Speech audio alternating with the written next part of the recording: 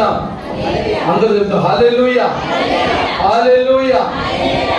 ప్రియులారా, కొద్ది నిమిషాలు కృపావార్త వర్తమానములు విని మరి దేవుని నామాన్ని మనం మహిమపరచుతాము.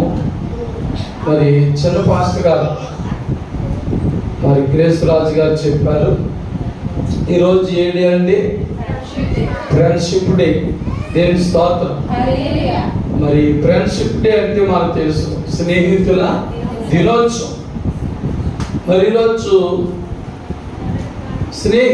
స్నేహితులందరూ కూడా చాలా ఆనందంగా సంతోషంగా ఉంటారు. అందులోనూ ఏ రోజు వచ్చింది?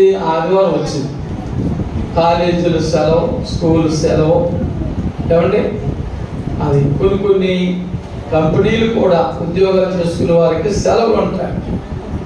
కాబట్టి ఈ లోక రీతిగా చాలా మంది స్నేహితులు చాలా ఆనందంగా గడుపుతారు ఒకరితో ఒకరు. దేవుని స్తోత్రం. ఒకరితో ఒకరు చాలా సంతోషంగా గడుపుతారు, ఆనందంగా గడుపుతారు. ఒకవేళ మనకి ఎవరైనా అన్యులైన స్నేహితులు ఉంటే, క్రైస్తవుల బిడ్డలను కూడా చర్చి మాని ఈరోజు మనం షికారులకు వెళ్దామని చెప్పేవారు కూడా ఉంటారు. కాబట్టి మరి విశ్వాసంలో బలముగా స్థిరముగా లేని క్రైస్తవ బిడ్డలు మరి ఎవరి మాట అంటారు చెప్పండి? ఫ్రెండ్. కాబట్టి ఫ్రెండ్ మాటే వినేసి చర్చి మానేసి కూడా వెళ్ళిపోయేవారు ఉన్నారు. కానీ మన సంఘం అలాంటి వారు కాదు. దేవుని స్తోత్రం. నాకు తెలిసినంత బట్టి మన సంఘ బిడ్డలందరూ కూడా ఆదివారానికి చాలా ప్రాధాన్యత ఇస్తారు. దేవుని స్తోత్రం. మరి ఈ లోకములో సోమవారం నుండి శనివారం వరకు ఏదో మనకున్న ఫ్రెండ్స్తో గడపచ్చేమో కానీ తాత్కాలికంగా. కానీ ఆదివారం వచ్చేసరికి మన నిజ స్నేహితుడైన యేసుతోనే గడుపుతాం మనం. దేవుని స్తోత్రం. హల్లెలూయా. ఎందుకు చేతనంటే ఈ లోకములో యేసు తప్ప నిజమైన స్నేహితుడు ఎవరు ఈ లోకంలో లేరు. యేసే మనకు నిజమైన స్నేహితుడు. ప్రియులారా, అలాంటి స్నేహితులు ఈ లోకంలో ఉన్నారా? ఒక ప్రశ్న తీసుకోండి. బైబిల్లో యేసుక్రీస్తు వారు ఒక ఉపమానం చెప్తూ కూడా అర్ధరాత్రి వేళ తన కుమారుడు రొట్టెని అడిగినప్పుడు అది వాళ్ళ దగ్గర లేకపోతే తన తల్లిదండ్రుల దగ్గరికి వెళ్ళాడు. అవునండి, తల్లిదండ్రుల దగ్గరికి వెళ్ళాడు. అన్నదమ్ముల దగ్గరికి వెళ్ళాడండి? లేదు. తల్లిదండ్రులున్నా వెళ్ళలేదు, అన్నదమ్ములున్నా వెళ్ళలేదు. మరి ఎక్కడికి వెళ్ళాడు? స్నేహితుడి దగ్గరికి వెళ్ళాడు.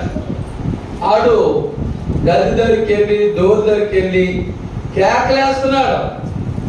వినబడ్డాది. ఏడేటి అర్ధరాత్రి వచ్చాడు, మంచి నిద్రలో ఉన్నాను అనుకున్నాడు.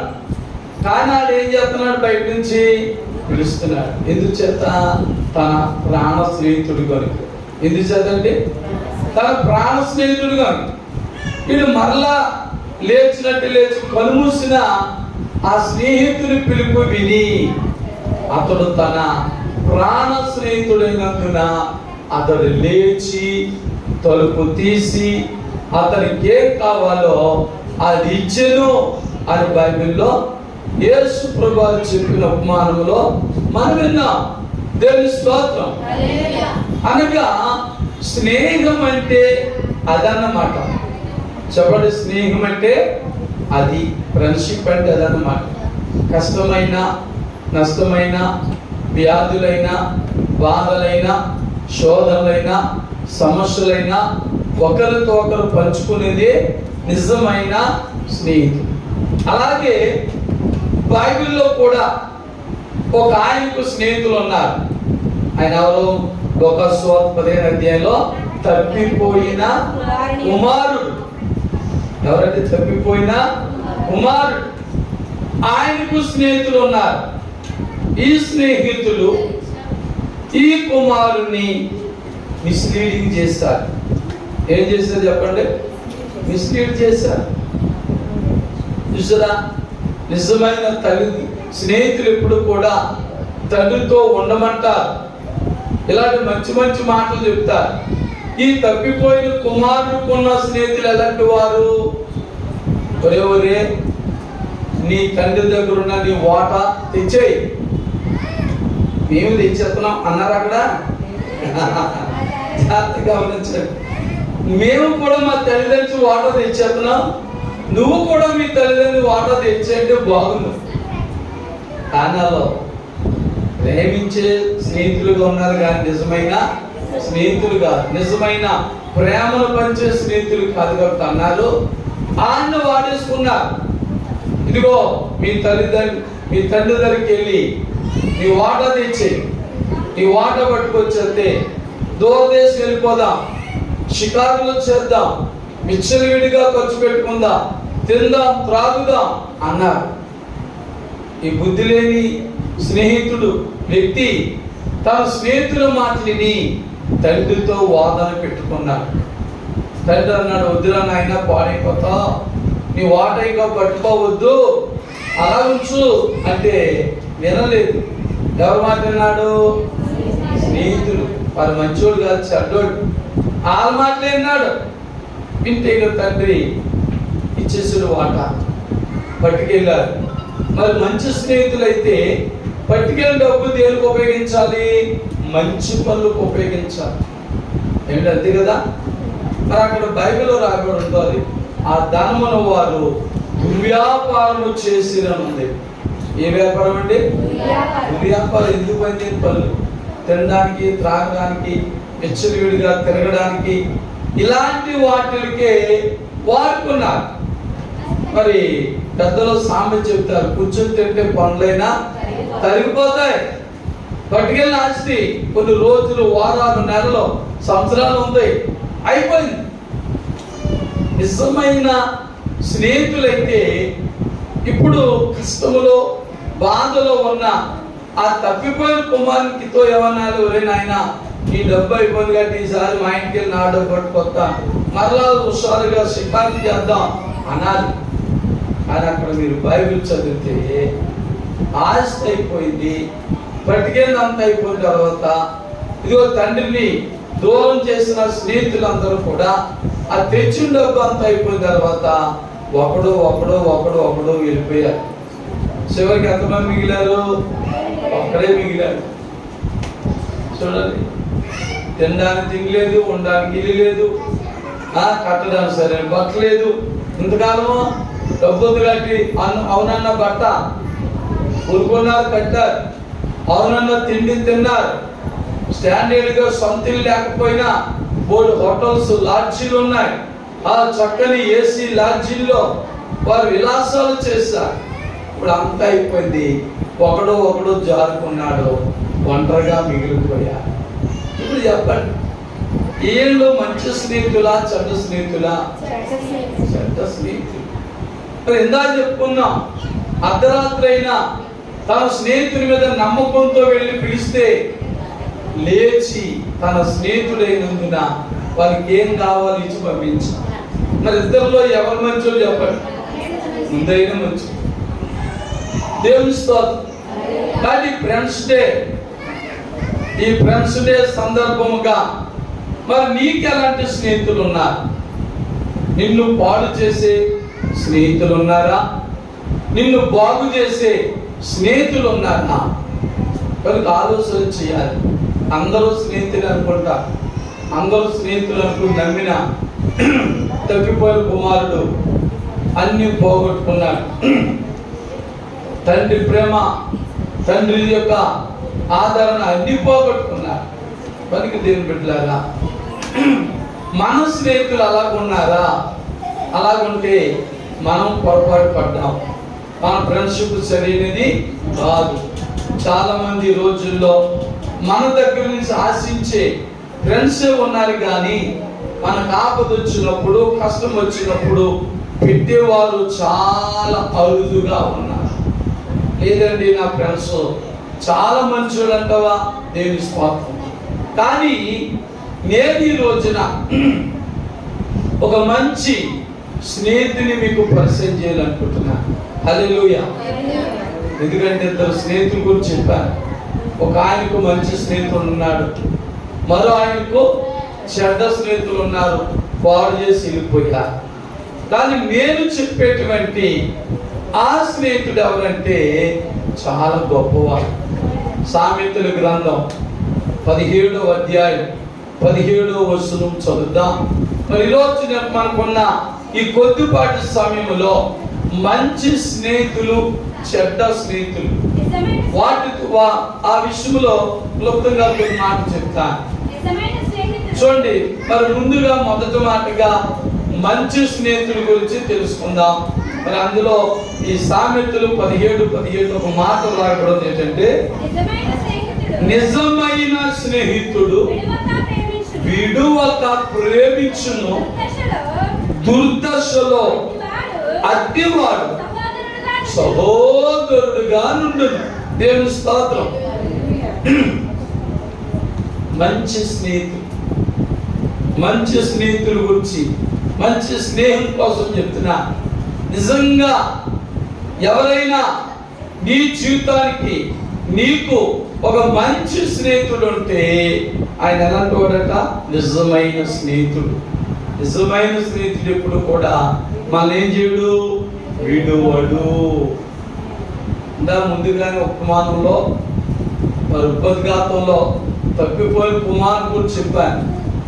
ఆస్తంతా అయిపోయే లోపల, అయిపోయిన తర్వాత ఒక్కొక్కడు జారిపోయారు, విడిచిపెట్టేశారు. అదా నిజమైన స్నేహం అంటే? చూడండి, ఇంకా కింద చదువుతుంది, దుర్దర్శులట్టు వాడు సహోదరుడుగా ఉంటాడు. దేవుని స్తోత్రం. నిజమైన స్నేహితుడు విడువక ఎప్పుడూ ప్రేమిస్తూనే ఉంటాడు. ఒకవేళ మనకు దుర్దశ వచ్చినా, అంటే కష్టం వచ్చినా, వ్యాధులు వచ్చినా, లోటులు వచ్చినా, కొదువులు వచ్చినా, మన నిజమైన స్నేహితుడు దుర్దశలో కూడా స్నేహితుడిగానే ఉంటాడు. దేవుని స్తోత్రం. కానీ మాట, ఇలాంటి స్నేహితులు లోకంలో మనకు అరుదు.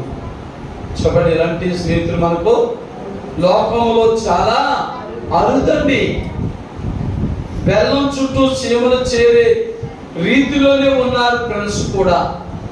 మన సుఖాలు, సంతోషాలు, ఆనందములు, ఆస్తుపాస్తులు ఇవన్నీ ఉన్నప్పుడే స్నేహితులు మన చుట్టూ ఉంటున్నారు. మనలో ఏదైనా లోటు కలిగితే, కొదువు కలిగితే మన స్నేహితులు పక్క నుంచే పోతారు తప్ప మనం పట్టించుకునేవారు ఎవరు కూడా లేరు. నిజమే. బైబిల్ గ్రంథంలో యెరూషలేము నుండి యెరికో పట్టణానికి దిగి వెళ్ళొచ్చు. దొంగల చేతిలో చిక్కబడి, కొట్టబడి, వస్త్రములు దొంగిలించి కొన ప్రాణములతో విడిచిపెట్టిన ఆ వ్యక్తిని ఎవరైనా పట్టించుకున్నారా? పక్క నుంచి పోయారు. అందరు ఎక్కడి నుంచి పోయారండి? పక్క నుంచి పోయారు. ఎవరు పట్టించుకోలేదు. వీళ్ళరా ఒక సమరయుడు చూసి అతను దగ్గరికి వెళ్ళి అతని గాయములు పెట్టి, అతను ఒక పూట కోళ్ళవాన్ని ఇంటి దగ్గర పెట్టి, నేను మళ్ళా వస్తాను, ఇతనికి ఏమైనా ఖర్చు అయితే నేను ఇస్తానని వెళ్ళాడు. అందుకే అక్కడ ఆయన్ని మంచి సమరయుడు అన్నాడు. దేవుని స్తోత్రం. ముక్కు ముఖము తెలియని ఆయనకు ఒక మంచి స్నేహితుడిగా మారాడు. ఆ మంచి స్నేహితుడే, నిజమైన స్నేహితుడే ప్రభు అయిన యేసుక్రీస్తు వారు. మరి నిన్ను నన్ను కూడా ఎన్నడూ విడవక ప్రేమించేవాడు యేసు ఒక్కడే. దేవుని స్తోత్రం. హల్లెలూయా. ఎందుకు చేత ఒక్కడే? యోహాను 3:16 ఉంది, దేవుడు లోకమును ఎంతో ప్రేమించింది. చూసారా, ఆయన అద్వితీయ కుమారుని ఈ లోకంలో నీ కొరకు, నా కొరకు బలి అవ్వడానికి ఆయన అప్పగించేశాడు. దేవుని స్తోత్రం. మరి ఎంతగా ప్రేమించాడంటే ఆయన తన ప్రాణం పెట్టినంతగా ప్రేమించాడు. దేవుని స్తోత్రం. అదండి నిజమైన స్నేహం అంటే, నిజమైన స్నేహం అంటే. మరి ఇక్కడ దుర్దశలో కూడా మనకు విడిచిపెట్టకుండా మనకు సహాయం చేసేవాడే నిజమైన స్నేహితుడు. అలాంటి నిజమైన స్నేహితుడు భూలోకంలో మనకు అరుదైపోయారు. ఒకవేళ తపలో ఉండేవారు. పూర్వకాలంలో, పూర్వదినాల్లో స్నేహానికి విలువ తెలిసి ఆ స్నేహానికి తగినటువంటి ఆ పనులు చేసేవారు. ఈ రోజుల్లో మనల్ని మోసం చేయడానికి, మనం బాగుంటే, మన విశ్వాసం బాగుంటే పాడు చేయడానికి, మన భక్తి బాగుంటే పాడు చేయడానికి, మన ప్రార్థన జీవితం బాగుంటే పాడు చేయడానికి, మన దగ్గర ఏమన్నా ధనం ఉంటే పాడు చేయడానికి, మనకేమైనా మంచి పేరు ఉంటే పాడు చేయడానికి చాలా మంది కుయుక్తి కలిగి ఫ్రెండ్షిప్ చేస్తున్నారు. ఏం కలిగండి? కుయుక్తి. వీళ్ళరా, నేను ఒక ఆయన అడిగాను, ఏంటంటే బాబు నమ్మించి ఇంత మోసం చేశారు, వాళ్ళని ఎలా చేస్తారు, ఎంత ఫ్రెండ్స్ లాగా అయ్యారు ఏంటంటే, ఆయన చెప్తాడు కదా, పాస్టర్ గారు మీరు ఇంకా ఎక్కడ ఉన్నారండి, నమ్మితేనే కదా మోసం చేసేది. ఏం చెప్తుంది? నమ్మిస్తేనే కదా మోసం చేయడానికి. అంటే ఈ లోకంలో చాలా మంది మనుషులు దేని కోసం ఫ్రెండ్షిప్ చేస్తున్నారు అంటే మనం మోసం చేయడానికి. అంతే కదా? తప్పిపోయిన కుమారుడు తన స్నేహితులు అలాంటి వాళ్ళని నమ్మాలి మనం. మరి అతన్ని మోసం చేయడానికే వాళ్ళు ఫ్రెండ్షిప్ చేశారు. వాళ్ళు అనుకున్న పని తండ్రి ప్రేమకు దూరం చేశారు. ఆస్తి అంతా అయిపోయేలా చేశారు. అంతా అయిపోయాక అందరూ తప్పుకున్నారు, ఒంటరి వాడైపోయారు. దేవుని బిడ్డలారా, పరిశుద్ధ గ్రంథం చెప్తుంది, మంచి స్నేహితుడు ఎప్పుడు కూడా ఏం చేస్తూ ఉంటాడు? ప్రేమిస్తూనే ఉంటాడు. విడువక ప్రేమించు. దేవుని స్తోత్రం. అది అందం ఉంటే ప్రేమించడం కాదు, ఆరోగ్యం ఉంటే ప్రేమించడం కాదు, బలం ఉంటేనే ప్రేమించడం కాదు, డబ్బు ఉంటేనే ప్రేమించడం కాదు, మేడలు నిధులు ఉంటేనే ప్రేమించడం కాదు. అది నిజమైన ప్రేమ కాదు. ప్రేమలో ఏముండదంట? 1 కొరింథీయుల 15 ప్రేమలో దంభం ఉండదంట. దేవుని స్తోత్రం. ప్రేమలో మోసం ఉండదంటండి. దేవుని స్తోత్రం. నిజమైన ప్రేమలో మోసం గాని డంబం గాని ఏముండదు. దేవుని స్తోత్రం.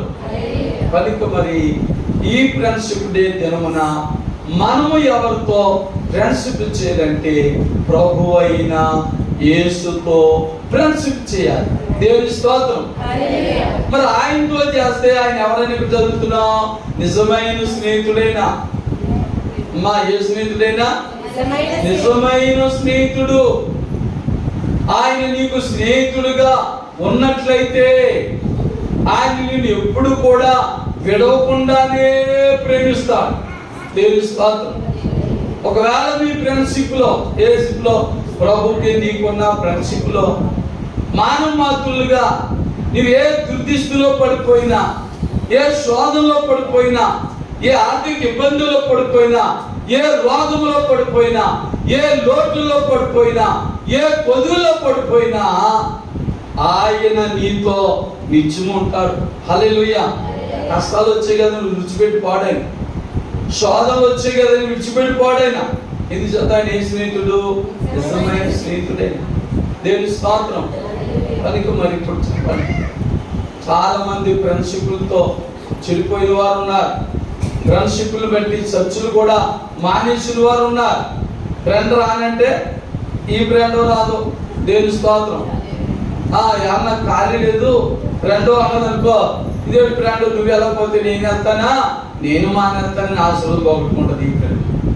చూసారా, కొంతమంది కావాలని మన భక్తిని పాడు చేయాలని, మన ప్రార్థన జీవితం పాడు చేయాలని, దేవుడు మనకి ఇచ్చిన తలంతులు పాడు చేయాలని మనతో ఫ్రెండ్షిప్ చేసి దేవుని సన్నిధికి, దేవుని మందిరానికి దూరం చేసే స్నేహితులు కూడా ఉన్నారు. యథార్థులు చెప్పే మాట, అలాంటి వారు ఎక్కడెక్కడ ఉన్నారో చెప్పమంటే టైం లేదు ఎక్కువ. దేవుని స్తోత్రం. ఉన్నారు. మన పాడు చేయాలని మనతో ఫ్రెండ్షిప్ చేసి మన పాడు చేసేవారు చాలా మంది ఉన్నారు పిల్లరా. కనుక మన నిజమైన స్నేహితుడు ఎవరని చెప్పుకున్నా? యేసయ్య. ఆయనతో ఫ్రెండ్షిప్ చేయండి. ఆయన విడవక ప్రేమిస్తాడు. నీ దుర్దశ వచ్చినా, నీకు దుర్దశ వచ్చినా ఆయనకు ఫ్రెండ్గానే ఉంటాడు. ఫ్రెండ్ పని ఏంటి? ఆపదలో సహాయం చేయడం, కష్టంలో సహాయం చేయడం, కొదువుల్లో సహాయం చేయడం, లేములో సహాయం చేయడం. అందుకే మొదటి మాటలో యేసు చెప్పిన ఉపమానంలో అర్ధరాత్రి తన ఫ్రెండ్ దగ్గరికి వెళ్ళినప్పుడు అర్ధరాత్రి అయినా నిద్రావస్థ అయినా లేచి తన స్నేహితుడికి కావలసింది ఇచ్చి పంపించాడు. దేవుని స్తోత్రం. అది దుర్దశ వచ్చింది, లేము వచ్చింది, కొదువు వచ్చింది, తాను స్నేహితుడి దగ్గరికి వెళ్ళాడు. అది నిజమైన స్నేహితుడి కాబట్టి అర్ధరాత్రి అయినా ఇచ్చి పంపించాడు. మనం యేసయ్య అలాంటి వాడు. మనం యేసయ్య అలాంటి వాడు. ఏ టైంలోనైనా, ఏ సమయంలోనైనా, ఏ లోటులోనైనా, ఏ కొదువులోనైనా మరియు దేవుని దగ్గరకు వచ్చి ఆయనతో నీకున్న ఫ్రెండ్షిప్ను బట్టి నువ్వేది అడిగినా ఇస్తాడైనా. హల్లెలూయా, హల్లెలూయా. బలిగపులారా, మరి మనకు యేసయ్య నిజమైన స్నేహితుడని మనం మర్చిపోవద్దు. దేవుని స్తోత్రం. చూద్దాం మరి యోహాను సువార్త 15వ అధ్యాయము 13-14 వచనాలు కూడా చదువుదాం.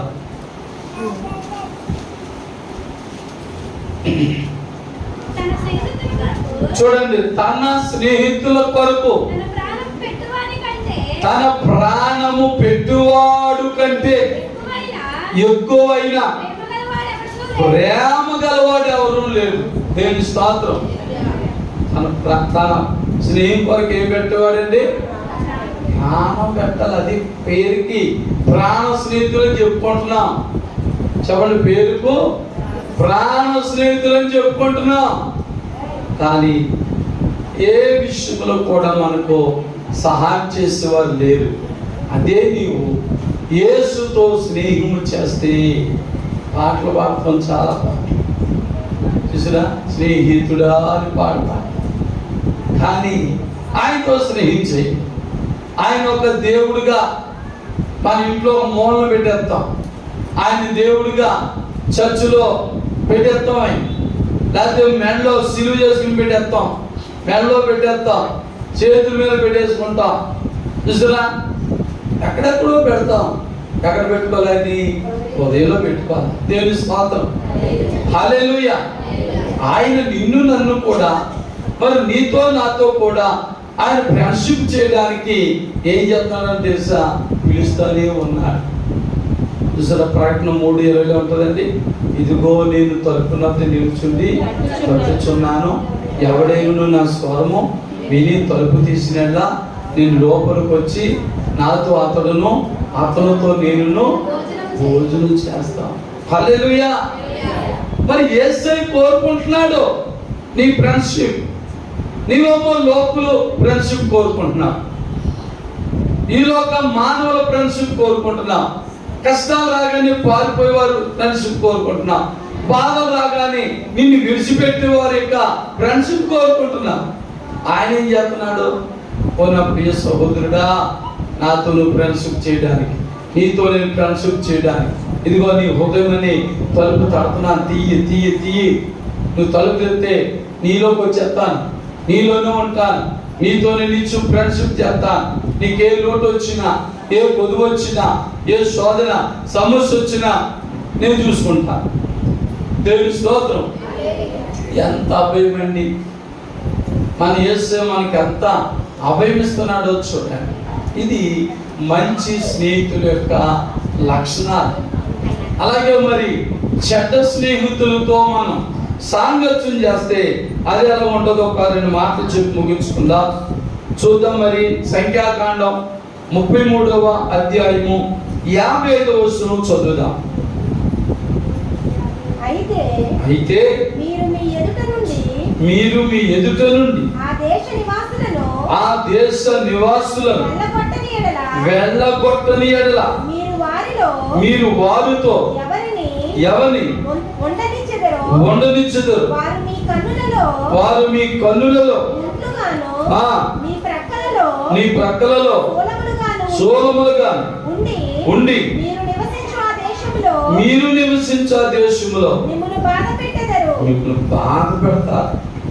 శబ్ద స్నేహితులకు చెప్తానమ్మా, ప్రభు చెప్తున్నాడు, ఇశ్రాయేలు ప్రజలకు ఐగుప్తు దేశంలో ఉన్నటువంటి యేసుని ఎరగని వారితో సాంగత్యం చేయొద్దని చెప్తున్నాడు.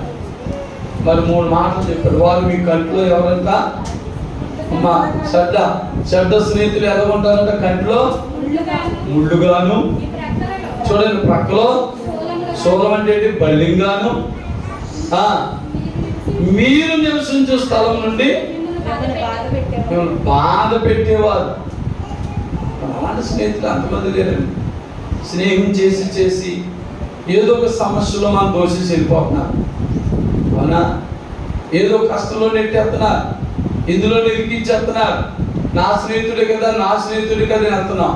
చూసారా, నువ్వు చెడ్డవారితో సాంగత్యం చేస్తే, చెడ్డవారితో స్నేహం చేస్తే నీకు ఇన్నేళ్ళు కాదు, ఇక్కట్లో ఎన్నో సమస్యలు వస్తాయి, ఎన్నో కష్టాలు వస్తాయి.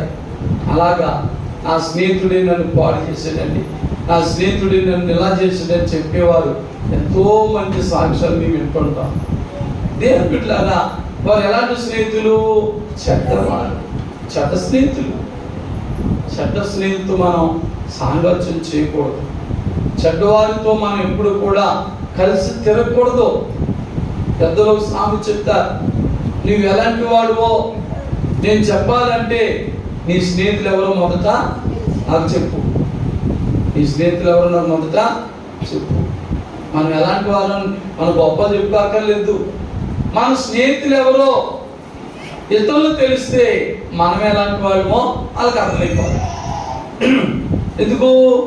స్నేహితుడు చెడ్డవాడైతే నువ్వు చెడ్డవాడుగానే ఉంటావు. నీ స్నేహితుడు మంచివాడైతే, నీతిమంతుడైతే, యథార్థవంతుడైతే, నమ్మకస్తుడైతే నీవు కూడా నమ్మకంగానే ఉంటావు. దేవుని స్తోత్రం.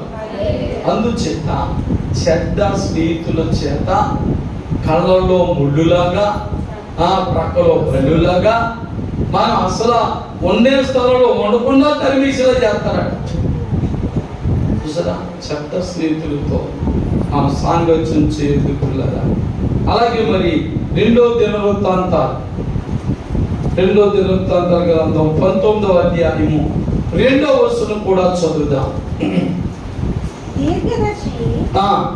హనానీ కుమారుడునగు యోబు అతన్ని ఎదుర్కొనబోయి రాజైన యెహోషాపాతుకు, చూడండి, రాజైన యెహోషాపాతుకు ఇలాగు ప్రకటన చేసెను, చూడండి, నీవు భక్తిహీనులకు సహాయము చేసి యెహోవా శత్రువులకు స్నేహితుడవైతివి కనుక, అందువలన యెహోవా సన్నిధి నుండి కోపం నీ మీదకి వచ్చు.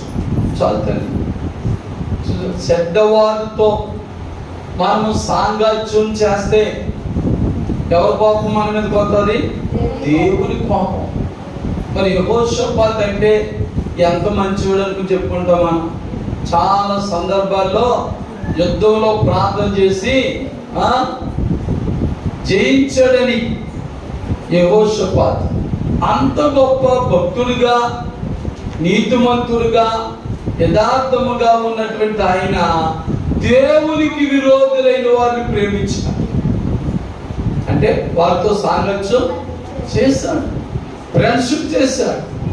కాబట్టి ఇప్పుడు దేవుని కోపం అతని మీదకి వచ్చేసింది. జాగ్రత్త సుమా, నేను క్రైస్తవుని, విశ్వాసిని, సంఘ బిడ్డని, నాకు చాలా తెలివి ఉంది, వివేచన వరం ఉంది.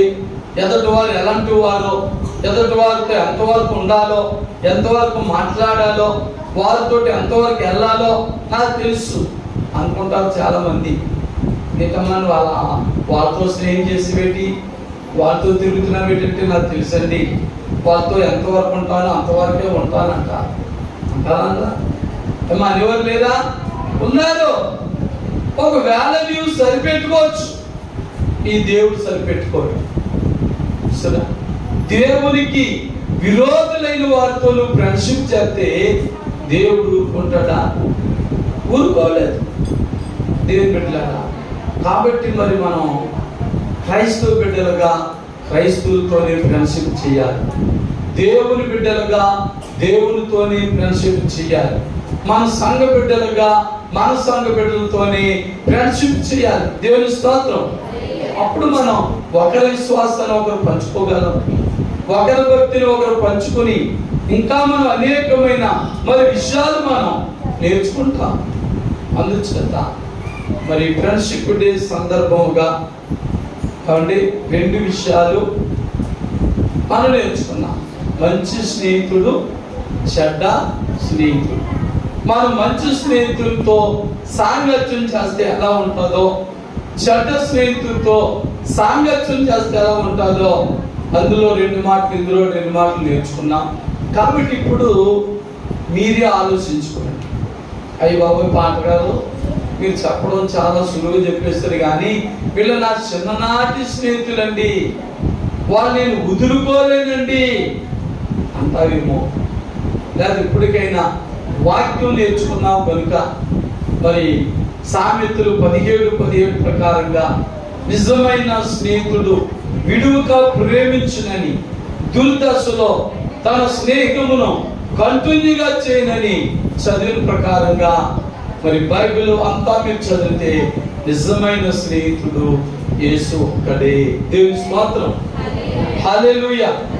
అందుచేత మరి నీవు నేను కూడా యేసుతో సహవాసం చేస్తే, యేసుతో ఫ్రెండ్షిప్ చేస్తే ఈ కడవరి దినాల్లో వచ్చే ఏ శోధనైనా, ఏ వ్యాధినైనా, ఏ బాధనైనా, ఏ కష్టమునైనా, ఏ నష్టమునైనా, ఏ సమస్యనైనా మనం పరిష్కారం చేసుకోగలం. కనుక మనం మోకరించి 1 నిమిషం మనం ఎవరితో ఫ్రెండ్షిప్ చేస్తున్నాం, మన ఫ్రెండ్స్ ఎవరు, ఎలాంటి వారు, మంచి వారితోనా చెడ్డవారితోనా మన ఫ్రెండ్షిప్.